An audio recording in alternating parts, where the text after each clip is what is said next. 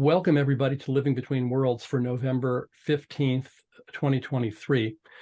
We began these calls in 2019 in the early days of COVID, facing the challenge of what felt like living between worlds. And I was really struck by the many parallels between the COVID crisis and the climate crisis, and the dynamics of the trends in the way the planet was responding, in the need for coordinated global action at speed, scope, and scale, and our various bumbling successes and failures along the way on both of those. We're approaching the end of our fourth year of these conversations. Really grateful to have you all participating. Some of you have been with us all the way through, and others are new, and welcome to you for joining us today. I'm thinking particularly these days about climate, among other things, of course. We haven't talked about climate in a while in these calls, so let's do that today, but in a particular way.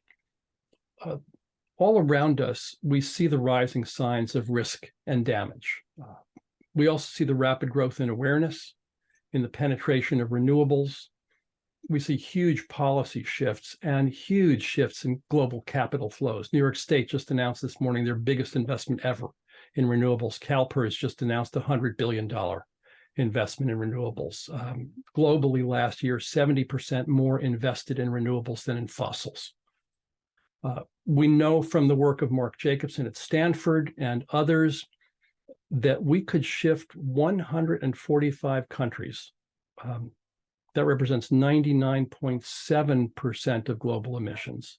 We could shift 145 countries to 100% renewable energy by 2050. Technically feasible, given what we know how to do now. We could do it for an investment of $62 trillion, which may sound like a lot of money, but it's about what McKinsey proposes be invested in fossil fuels over the same period. Oh, and by the way, Mark estimates 17.7% annual return on investment. I don't know what your portfolio is doing, but mine isn't doing that. But, you know, all of this is not enough. It's all too slow. There are lots of bold goals and commitments being declared, and lots of some that are not so bold. But actual progress at a national level, corporate level, personal level, rarely matches the rhetoric. So the challenge is that we know what to do. We know how to do it, but we're not doing it. And so we drift in what Alex Steffen calls predatory delay. So let's explore together today what stands in the way of change and why don't we change?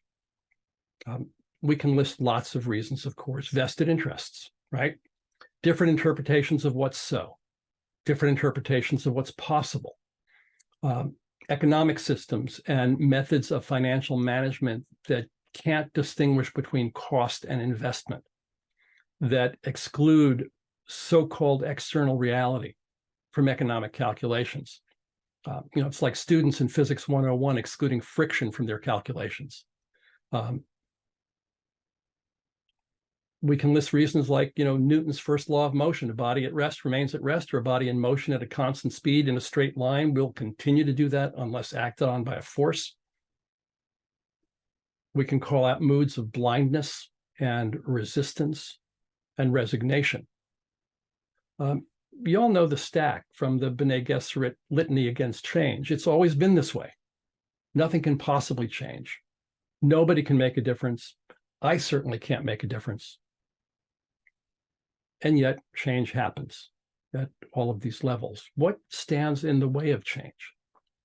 Of course, it's not just out there, it's in here too.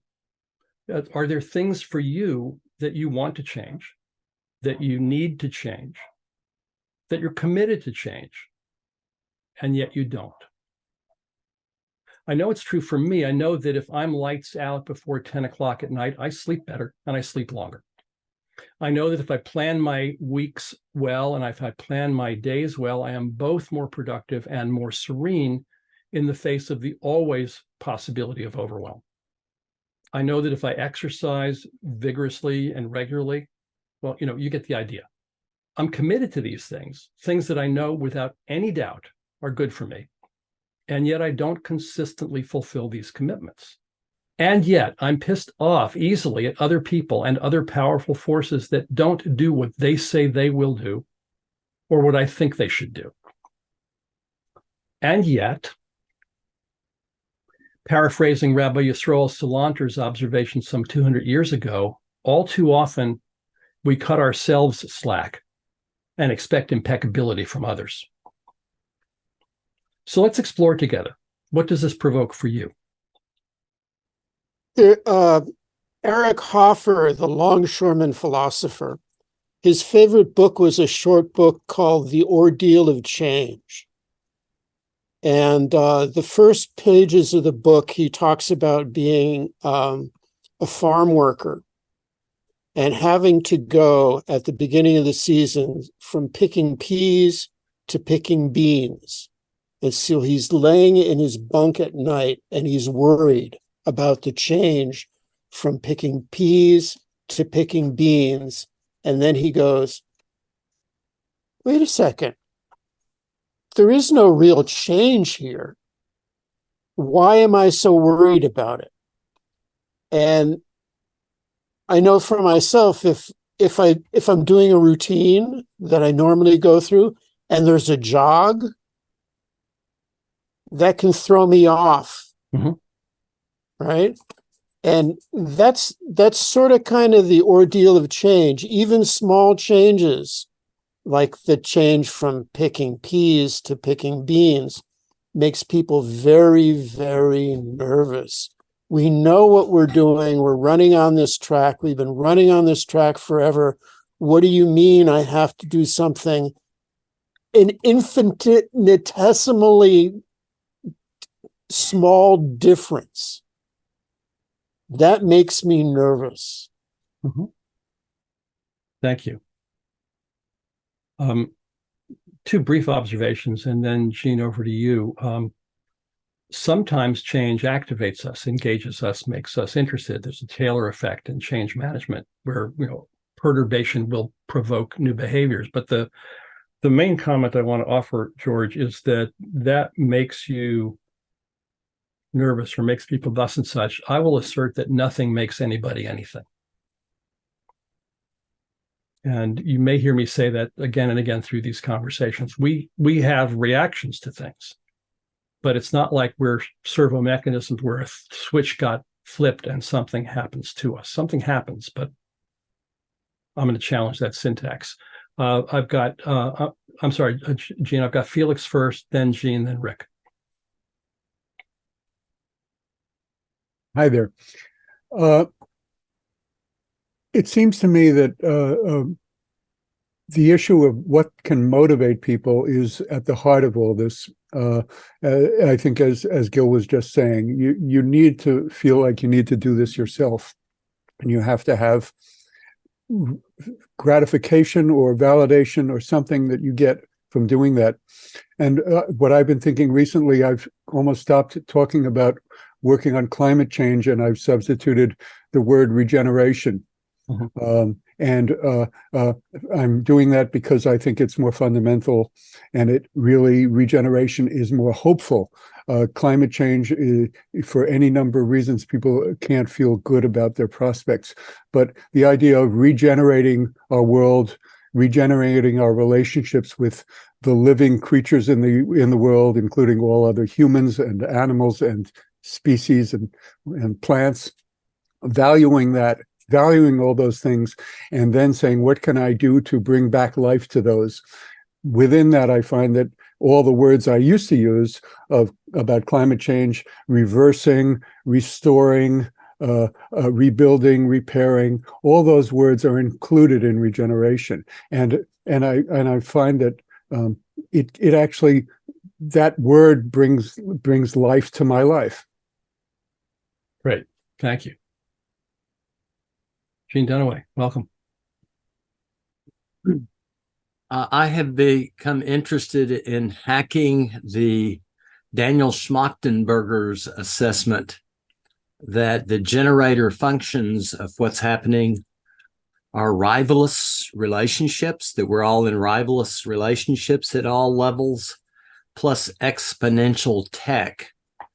And the combination of those two puts us all in competitive relationships with each other that will eventually self-terminate. So I don't know if you're familiar with that idea. Gene, what do you mean by that you're hacking that? I'm trying to figure out how on earth we would transform global civilization into non-rivalous, collaborative relationships for the good operating within the carrying capacity of the earth. I can't figure out how we would ever do that. All investment companies are competing with each other. If your company figures out how to do something more cheaply, they're not going to share it with me because we're rivals. And if it's not as healthy, I end up in a what he calls a multipolar trap. Everyone is trapped into a race to the bottom, or into these win-lose situations, which eventually become lose-lose. And the people with the most power control the politics and buy the new technology. Although we have anomalies, we have companies like Patagonia and IBM that have opened their patent portfolios. We have people like you who've been at this for decades and have not given up in despair. Something keeps you in the game. What is that? Well, living a win-win life where I collaborate with people and we trust each other and share new ideas together, like what we're doing here. I mean, this is it's just the transformation from those two that I can't get at a global basis. But here we have non-rivalous relationships. Not just here on this call, but each of us in our lives and circles are cultivating those in various ways. Yeah. And all of our early relationships were tribal and basically non-rivalous, right? We were or contained rivalry. Or contained rivalry, exactly. Yeah. Cool. Thank you. Rick Patello, the floor is yours. Thank you, Gil. I just want to preface this by saying I just came from another Zoom call where Salim Ismail was talking, and I had a question that I didn't have time to ask. And my question, this is sort of a generic question apropos of what you're talking about, systemic change, is how can we co-create systemic transformations in accelerated learning for all? And the question that I'll put in the chat box here is because it's a complex question, and I wasn't able to ask the question, but I did go to, there's a genie called Massive Transformational Purpose Genie. It's a chat GPT. I put the question in and I said, would you respond to this question as though you were Salim Ismail? Okay. And for me, the issue was how can we actually generate much more effective ways of collaborative learning to scale? And this question is complex. It's unapologetically complex because when we reduce our language and questions, we actually are reducing our capacity for complexity thinking. So it's antithetical to all the business training that people have had or whatever. And so I'm going to put it in the chat box, and you can look at the link and decide whether that response was on target or not. Wonderful. Thank you for that, Rick. Would you also give us the link to that genie? Yes, it's there. Okay, very good. I think if you click on it, you can get to it, but let me know if you can, because I've just started playing with it. Okay, somebody else try that out and let Rick know so we can see if we're there. Harvey Stein, welcome. I'm muted. Okay. Can you hear me? Yes, sir. Can you hear me? Wow. Very inspired to finally come to one of these meetings. I'm going to talk a little bit. It might sound a little bit like a pitch, but I don't mean it to be. I'm a documentary filmmaker. Harvey, yes, let me just ask you to keep it concise. We got a few more people in the queue and we want to get to breakout, so I want to give everybody time. Thank you. No problem. I'm a documentary filmmaker and an impact film person. Briefly, I make short and longer documentaries that are meant to have a social political impact. Our current one is on an amazing Israeli-American solar energy visionary who's bringing solar fields to Africa, where half of Africans have no power in their homes. Our plan, briefly again, is we're making this movie, and then once we make this movie, we want it both to be accessible to the general public in theaters, but maybe more importantly, we're going to bring it in what are called impact screenings to communities all around the world. At the impact screening, we show a very short version of the movie, which is meant to. Harvey, let me time you out there. Put a link for this in the chat so people can track you down. Okay. Can I talk for one more minute? I think we need to move on. Just please, one more minute. I mean, the point I'm trying to make is that emotional connection is the best thing. And when communities come together to look at movies together, they make connections. So I'm talking about movies as a force and communities coming together to make partnerships that may have not existed. Anyway, Got it. Thank you very much. Give us the link. People check them out. Thank you so much. Sorry. Thank you. Phil and then Pam. Hi, so I was a personal trainer for a while, and I noticed a somewhat perverse relationship between the level of motivation brought to exercising and the outcome in terms of people reaching their goals. It tended to be the case that the folks who had the greatest sense of their own capacity, the greatest sense of their own agency, set for themselves more robust goals, spent on the pursuit of those goals more willpower, and finally did not reach their goals. Whereas the clients who came in really with the more diminished sense of what they were capable of doing tended to set more realistic goals, tended to spend less willpower trying to accomplish those goals, and tended to accomplish those goals. So I think something that's bound up in all of this is the stories around our sense of agency, how it constricts what we find rewarding. My sense was that the more ambitious clients tended to need more of a sense of accomplishment in order to maintain their devotion to the exercise, but at the same time had set the bar so high for themselves that they weren't going to get that feedback. And I guess you could chalk it up as a general perfectionist tendency that seems to be increasing in our society. But I think that a large part of this problem is that the agency we have certain capabilities now. There's things we can do to increase our capabilities. But overwhelmingly, the things that constrain our capabilities are slow long-term processes. And it's not very satisfying to accept that and construct our strategies in a more humble acknowledgement of what we really can. It's a good point, and maybe so. This is an age-old debate about achievable goals and stretch goals, and which work when. So thank you for weighing in on that, Pam, and then Judith, and then Jane, and then we're going to go to breakouts. All right. Thank you very much for the invite, Gil. This is welcome. Wonderful conversation. I've made a couple notes. I think you already named it at the top of at least a part of the answer to your question, and that is friction itself stands in the way. Change requires energy. It requires motivation, and friction causes stress on the whole system. And so I think that there's a piece of that. I love the motivation question. I actually, if I wanted to get my PhD, it would be around motivation, what causes it, and how to have more agency. I love that term around my motivation. So I think that's another important piece. Right. The big point, though, that got me to raise my hand is competition versus collaboration.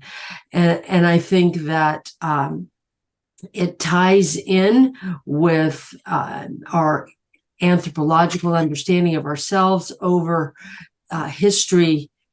The entirety of human history is that we see, and we have had a tendency to create our history, our story, through competitive eyes. And there are more than one way to do history. And I've just been reading The Dawn of Everything by the Davids, David Graeber and David Wengrow, and they really are busting their own cover and stretching to see history through different eyes than male competitiveness. So I just want to bring that in. And the question, can we really see the past through a true lens? Does that even exist? But I love the idea of agency and personal responsibility. So thank you. Yeah, thank you for that. If we're going to be good biomimics, we're going to do competition as well as cooperation. It's an interesting subject to delve into. And we'll come back to that another time. Let's put it on the docket. Yeah. Jane Bird, are you there? Judith? Oh, Judith first. I'm sorry. Yeah, Judith next. Thank you, Pam.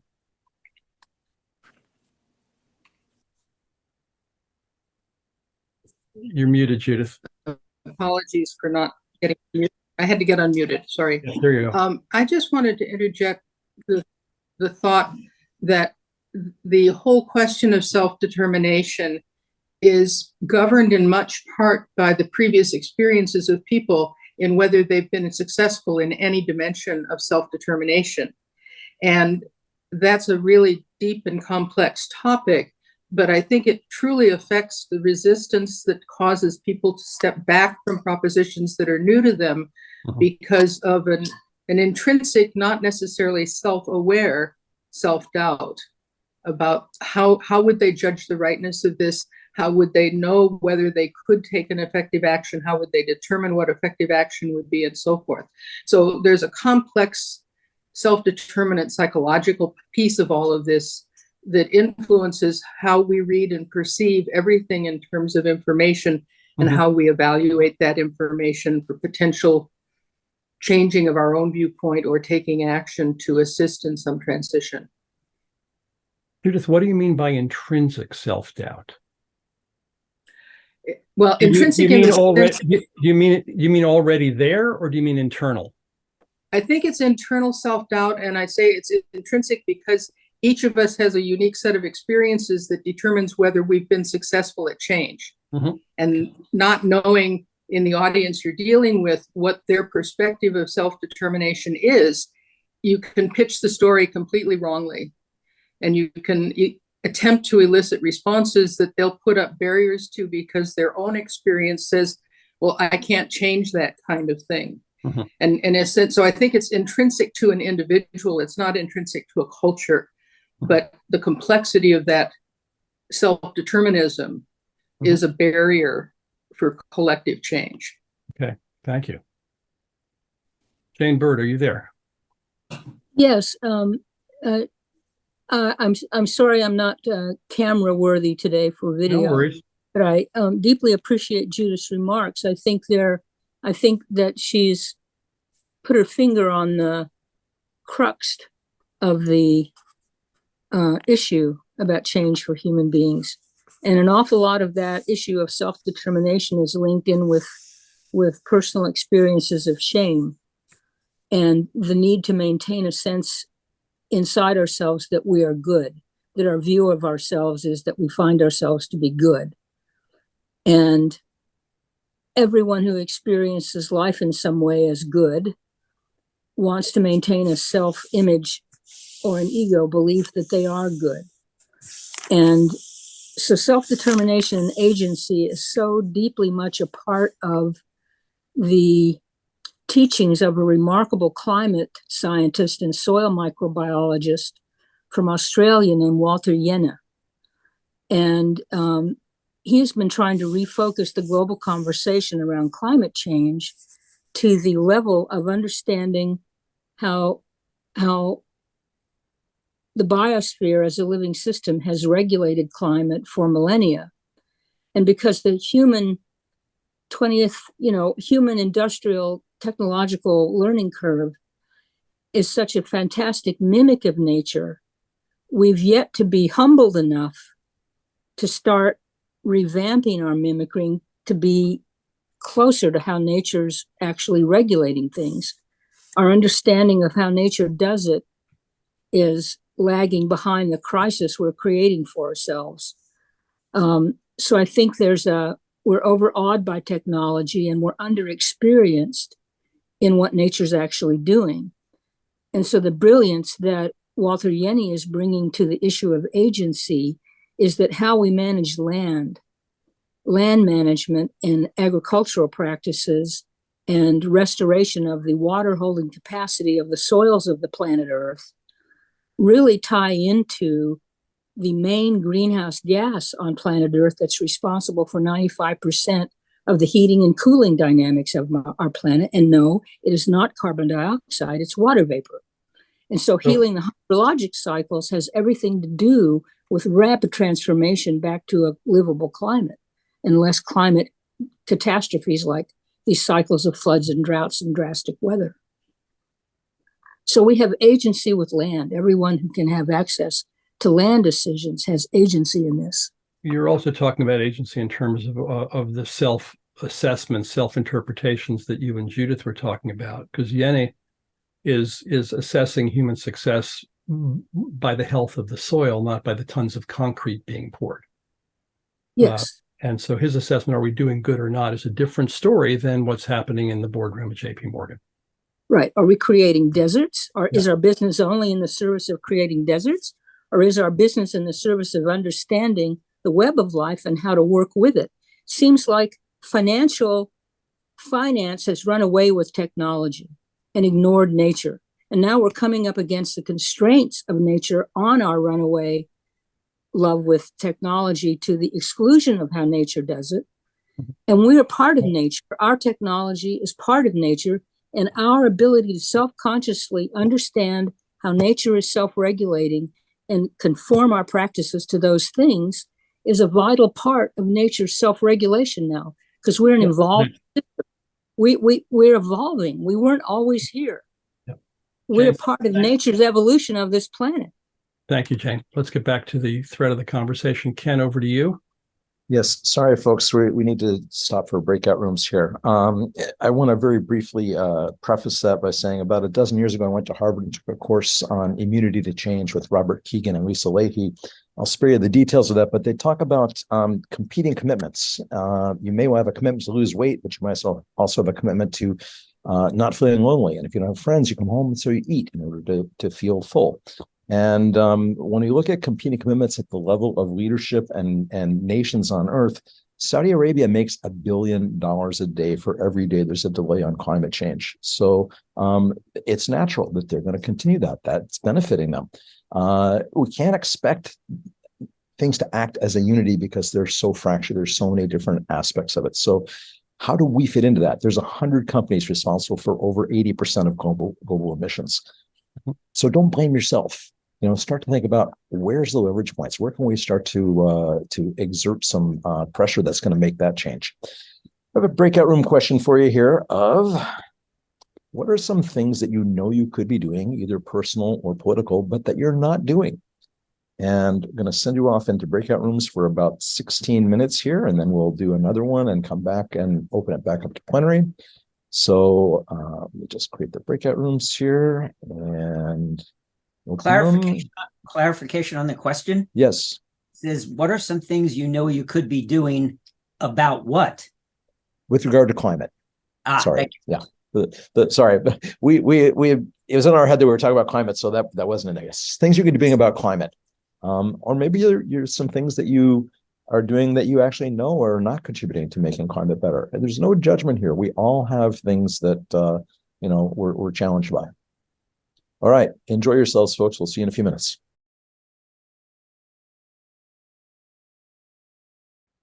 Welcome back, folks. Hope you had a good time. We have another question for the second breakout room. Let me make sure this is going to everybody. Grab that. Hold on one second.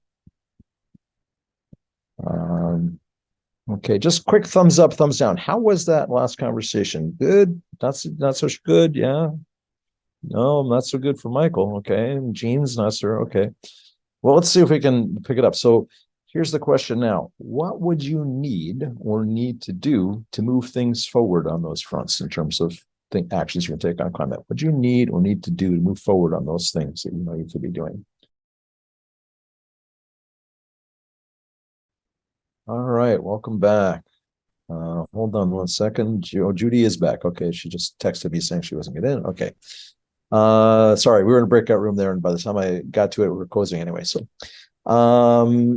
well, we are very interested to hear what these last two conversations have evoked for you. So please use the raise hand feature and share with us what's come up. Jan, go ahead, please. I was so appreciative of your questions. And actually, I'd had my hands raised before because I had just wanted to say that I think a big contributor to what the question that Gil is asking is that so much of our knowledge and wisdom is tacit, and it remains tacit, and we're conditioned to keep it tacit when it actually we have so much wealth and so much resource that's not defined and it's not capitalized, it's not described. There's a Harvard book about it called Deep Smarts. And so I just loved in the conversations I was in how myself and each person, something that's right there. Your question basically, Ken, is asking, what is the tacit thing that's right there that you have that you're not using? So I thought it was a marvelous inquiry, and it was just amazing when I was going to bring up the subject and then you just implemented. So well done. Thank you. Pamela, I don't know if you're still here, but thanks for coming in. I know we lost a couple of folks along the way, but we're great. And I'll just share the thing that's in the way for me is I'm still driving an internal combustion engine vehicle, and I could go ahead and buy an EV, but that would mean buying another car, taking out a loan, and it's hard. I don't want to do that right now. So it's the system where I live is set up. If you are not a commuter, you really can't use public transit very effectively. And I don't want to go into debt again in order to pollute less. So it's a little bit of a bind for me. Bonnie, please, nice to see you. Would you please let us know what's on your mind here?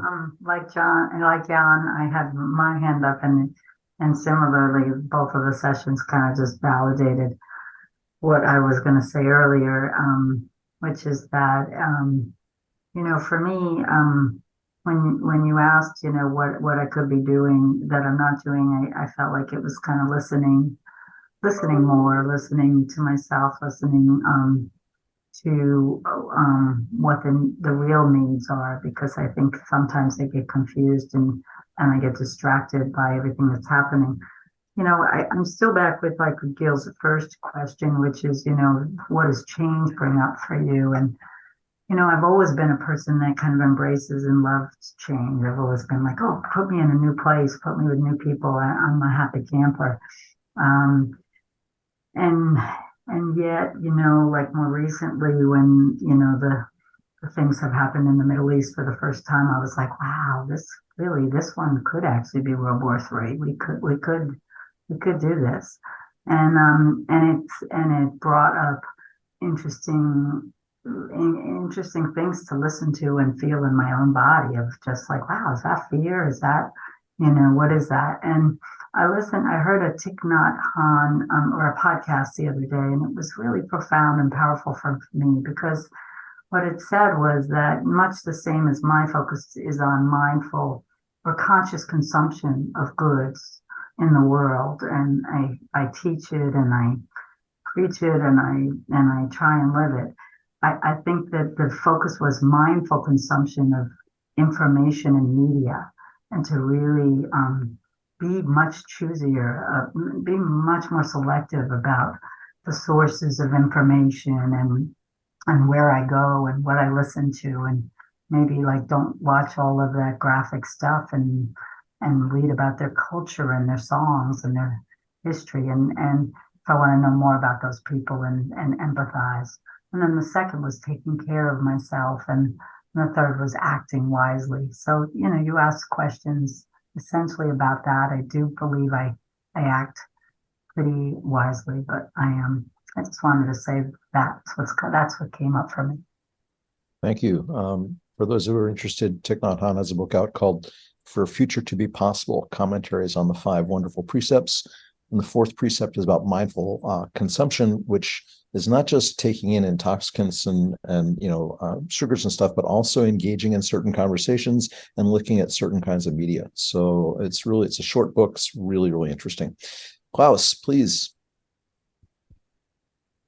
Yeah, thank you. I was actually struggling with the question a little bit because I was thinking, what am I not doing that I should be doing?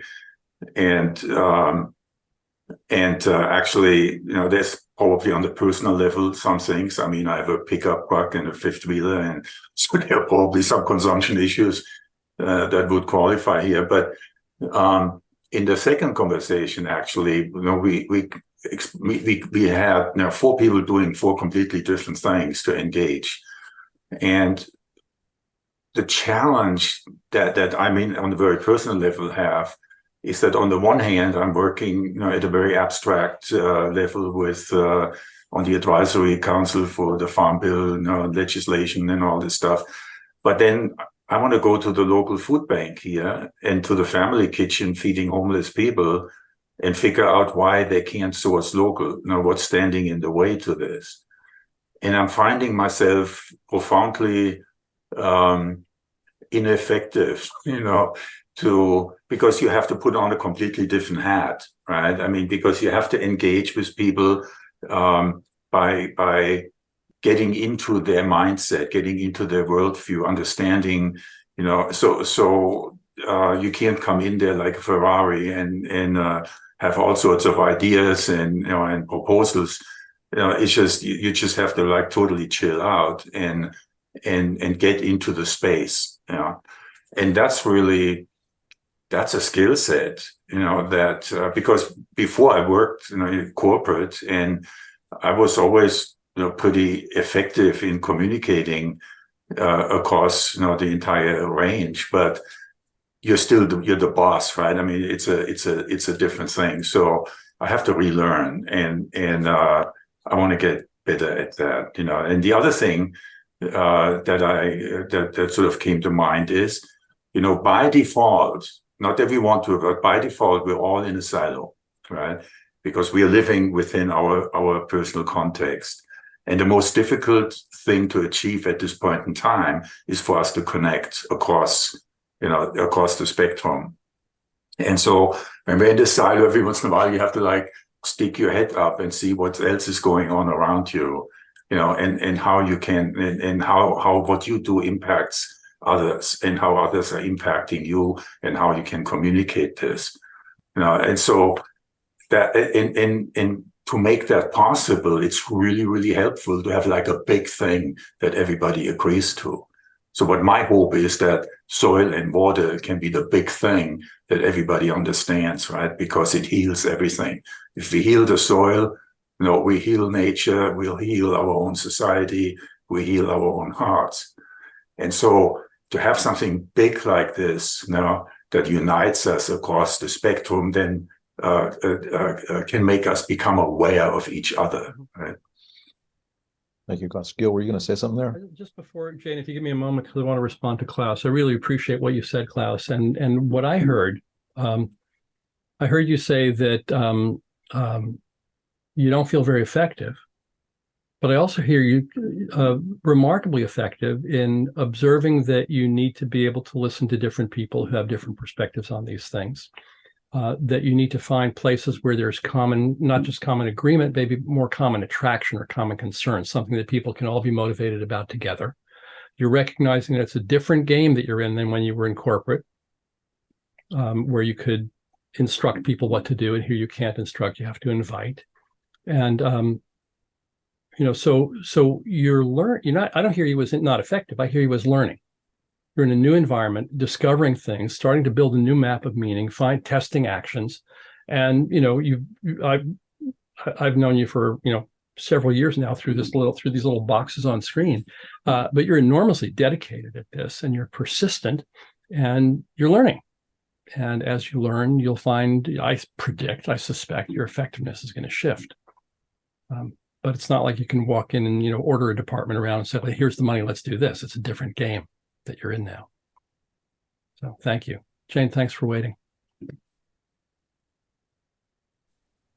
I wanted to report that I've done a slightly better job on not wasting food since the last call, and especially because you mentioned that it's the primary impact that most of us have as a contributor to CO2 emissions and methane and so on is Project Drawdown says it's for an individual basis, it's the number one greenhouse gas emissions for each of us personally, far and away more than the second, which yes. I didn't know. Yes, and for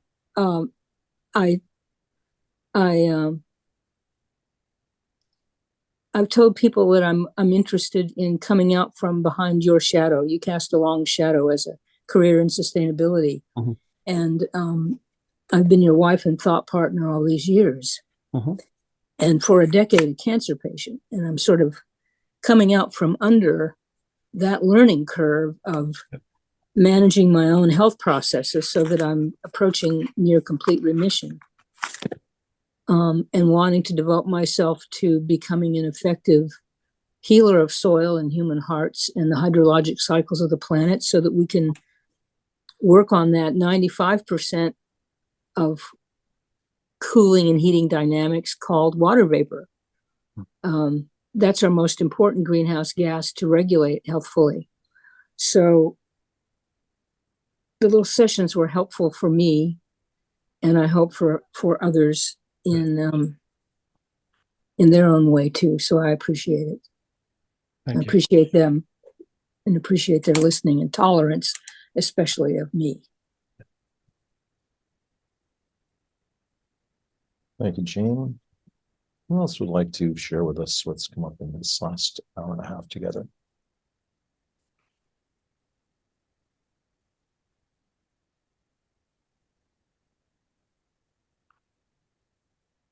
Alan? I'll just go ahead and share that I love composting and soil enhancement, and I lived for 15 years on a property where I could do that with the whole property and really feel like I was, charging the water table and just doing a bunch of stuff. And I've moved to a place where I can't do that in my own yard. And I just realized that it doesn't mean, I can't still be doing so that it nourishes me. There's something about it that's really good. And I can go to a neighbor. There are many ways I could go and have that experience and be able to do that little piece that besides just because my own yard isn't it anymore. So it just got me thinking, how I would do that. So thank you. I'm going to drop a recent post by Hunter Levens. Probably some of you know Hunter. How she combats climate despair. I just put that in the chat. It's really, I find personally that I live in a world where a lot of people are incredibly concerned, like on this call, about what's happening in the world, and it can get really heavy and oppressive. And so every now and then it's good to take a little break and recognize, despite the fact that things are continuing to get worse, in many ways they're also getting better and better, and it's happening at quite an extraordinary rate.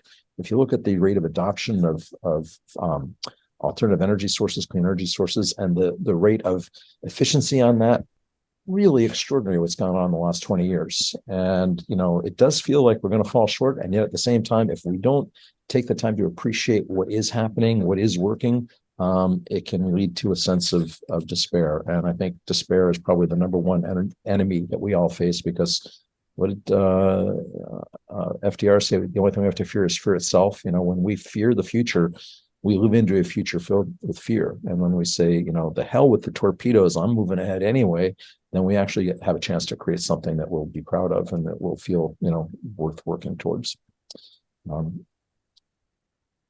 Other folks, love to hear from you. Michael Linton, did you want to, you gave a thumbs down when I said how was the last conversation. You want to talk about that? I'm not calling you, you don't have to, but, I'm curious. You got me curious, Bate. And curiosity killed the cat. That's how I have 9 lives. Yeah. I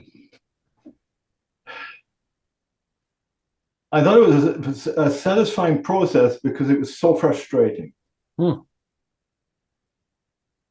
That's about it. That's about all I got to say about it. Okay.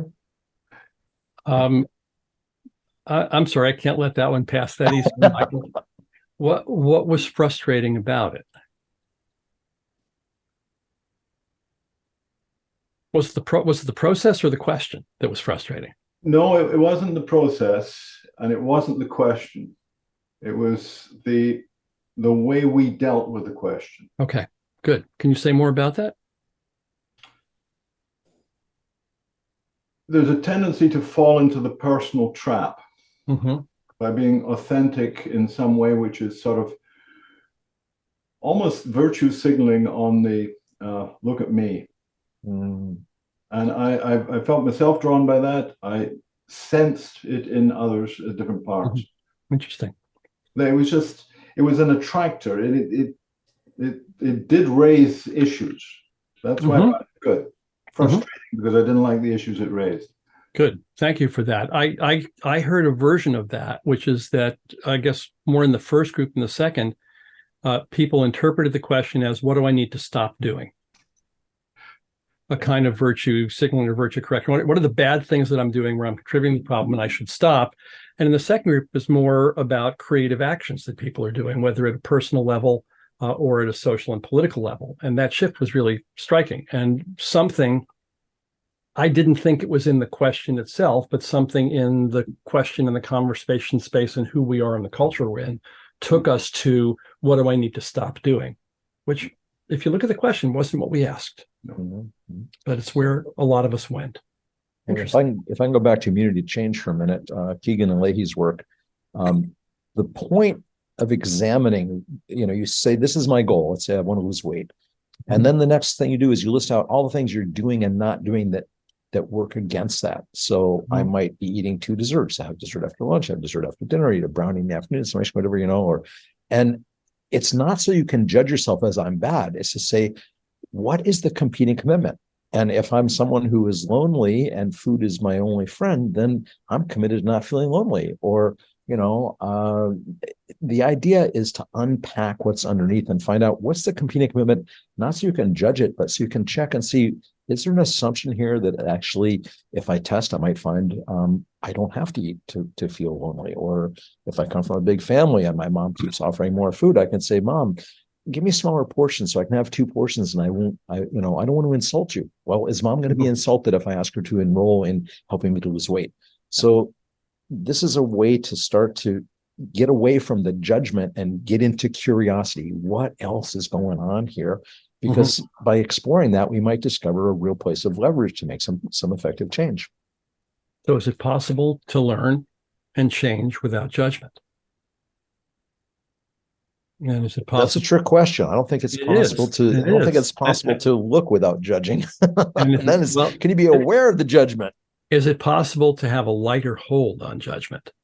Yeah, maybe part of what's in there. Yeah. I mean, things arise. Things just arise. They arise and they arise and they arise. And what do we clutch and what do we hold on to and what do we identify with? Yeah. As opposed to say, oh, that's interesting. When I do this, this happens. I don't like what happens. Maybe I can try something differently.